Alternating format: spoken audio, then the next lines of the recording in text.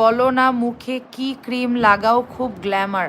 আমি মুখে তেমন কোনো ক্রিমই লাগাই না, বিশ্বাস করেন, আল্লাহর কসম আমি মুখে এরকম কোনো ক্রিম লাগাই না যেটাতে আমার গ্ল্যামার বৃদ্ধি হয়ে যাবে। এরকম আহামরি কোনো ক্রিম আমি বর্তমানে ইউজ করতেছি না, ঠিক আছে? আমি কালকে রাতেও মুখটা ধুয়ে extra virgin olive oil use করে মুখে তারপর ঘুমাইছি। হ্যাঁ, এখনও আমি মুখই ধুই নাই। সন্ধ্যাবেলায় কিন্তু আমি মুখ ক্লিনই করে বসি না এই জায়গায়, আমি কিন্তু এভাবেই বসে গেছি। সো একটু পর হয়তো বা মুখ ধুয়ে একটু এক্সট্রা ভার্জিন অলিভ অয়েল মুখে দিয়ে তারপর ঘুমাবো। আমি মুখে এরকম কোনো ক্রিম ইউজ করি না, সত্যিই বলতেছি। আপু ইউটিউব থেকে, আপনার যদি মুখ গ্লোয়িং করতে চান উপর থেকে কখনো গ্লো আসে না, গ্লো আসে ভিতর থেকে, বুঝতে পারছেন?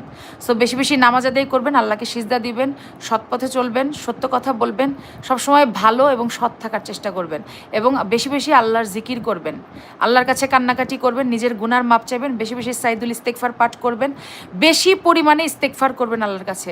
যখন আপনার পাপ মানে কি বলবো যে পাপ শেষ হয়ে যাবে, যখন আল্লাহ সমস্ত গুনাহ আপনার মাফ করে দিবেন, তখন এমনিতেই আপনি গ্লো করবেন। আচ্ছা, একজন লিখছে, ইটস লিখছে আপু ইউটিউব থেকে রেভিনিউ আসে?